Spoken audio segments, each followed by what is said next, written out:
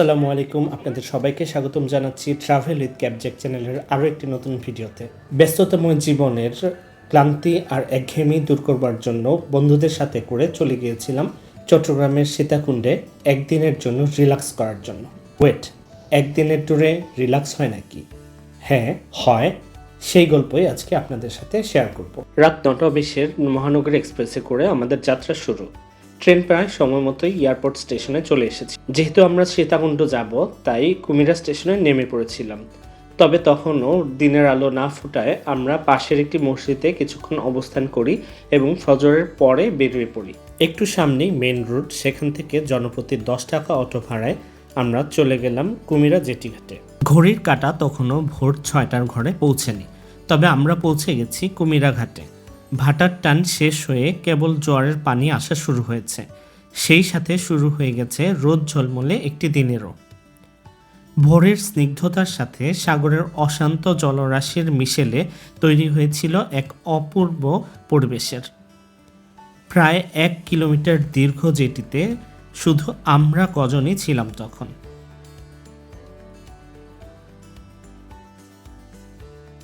দিনের শুরুতেই যদি এমন অসাধারণ মুহূর্তের সাক্ষী হতে চান, তবে কুমিরা স্টেশনে নেমে যেতে হবে। সমস্যা হলো, ট্রেনটি সাধারণত 3টা থেকে 4টার মধ্যেই এখানে চলে আসে, তাই একা নামাটা ঝুঁকিপূর্ণ। অবশ্যই গ্রুপে আসার চেষ্টা করবেন। আমরা অটোতে ওঠার আগেই রাস্তার পাশের একটি হোটেল থেকে পরোটা আলু ভাজি দিয়ে নাস্তা সেরে এসেছিলাম। খাবারের স্বাদ বেশ ভালো ছিল। আপনারা ঘাটের আশপাশেই নাস্তা করবার মতো হোটেল পেয়ে যাবেন। একটু দূরেই শিপইয়ার্ডে কাটার অপেক্ষায় স্থির হয়ে আছে এক সময়ের সাগর মহাসাগর দাপিয়ে বেড়ানো বিশাল আকৃতির কিছু জাহাজ। তাদের পেছনেই আহ্বানের ভঙ্গিতে উকি দিয়ে আছে সীতাকুণ্ডের ছোট বড় পাহাড়গুলো। বর্ষায় এই পাহাড়ের বুক চিরেই নেমে আসে রূপসী ঝর্ণাধারা। গত কয়েকদিন বেশ বৃষ্টি হয়েছে, তাই আজ রৌদ্রোজ্জ্বল দিন হলেও আশা করি ঝর্ণায় যথেষ্ট পানি থাকবে। দেখতে দেখতে কিছুক্ষণের মধ্যেই সাগরের ঢেউগুলো তাদের রাজত্ব তীর পর্যন্ত বিস্তৃত করে ফেলল। ফেনিল ঢেউয়ের উপর সূর্যের কমল রশ্মি পড়ে সোনালী আভা তৈরি করছিল, সাথে নীল আকাশে শুভ্র মেঘ আর মৃদুমন্দ হাওয়া। এমন অসম্ভব সুন্দর এক পরিবেশে আমরা বন্ধুরা জেটির শেষ প্রান্তে বসে নিজেদের মতো গল্প আড্ডা গানে সময়টাকে মুহূর্তটাকে স্মৃতির পাতায় তুলে দিয়েছিলাম।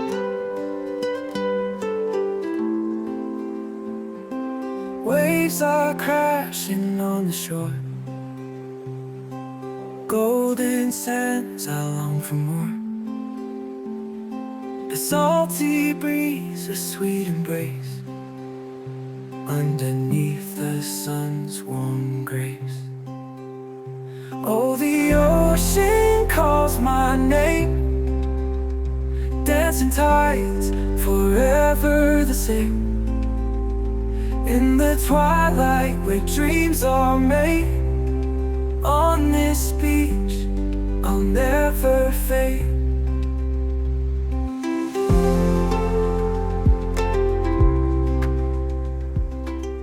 সাগরের বিশালতা আর ঢেউয়ের চাঞ্চল্য দেখতে দেখতে প্রায় 2 ঘন্টা সময় পার হয়ে গেল।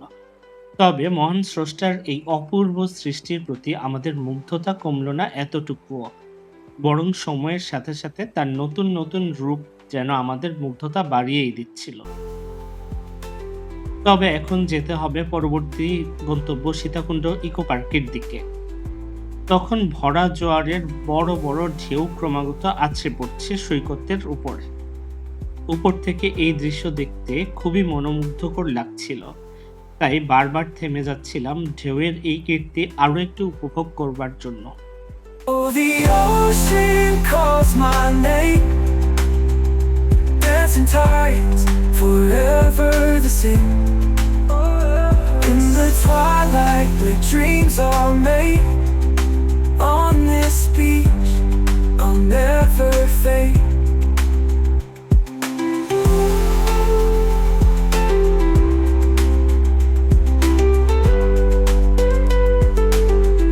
Oh, the ocean calls my name.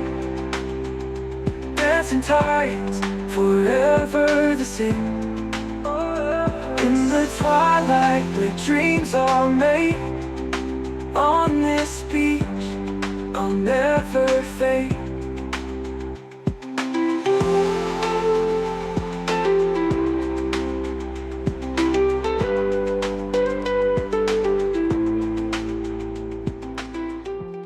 আবার অটোতে করে মেইন রোডে চলে আসলাম।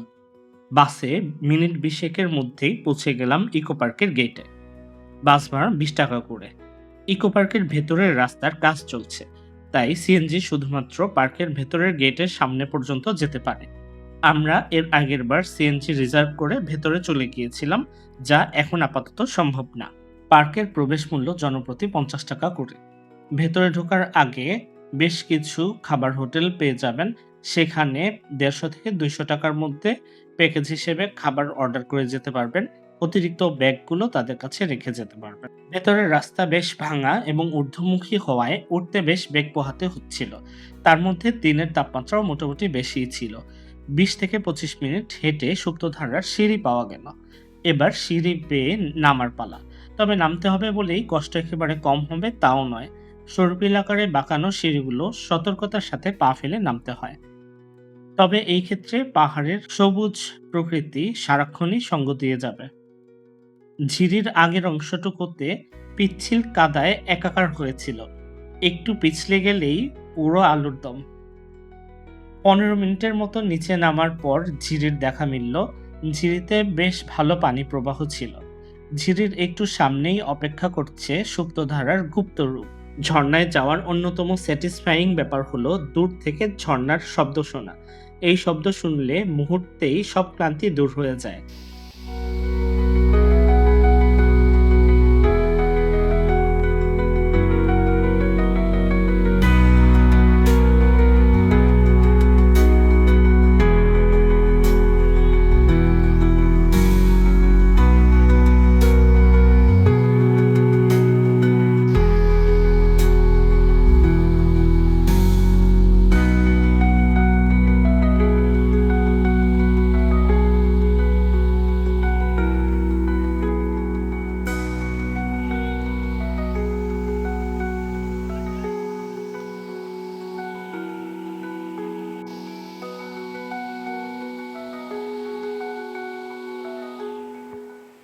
ভরা বর্ষায় সুপ্তধারার সৌন্দর্য সুপ্ত না থেকে অবিরাম ধারায় প্রবাহিত হয়ে তার অতিথিদের পরম মায়ায় সিক্ত করে দেয়।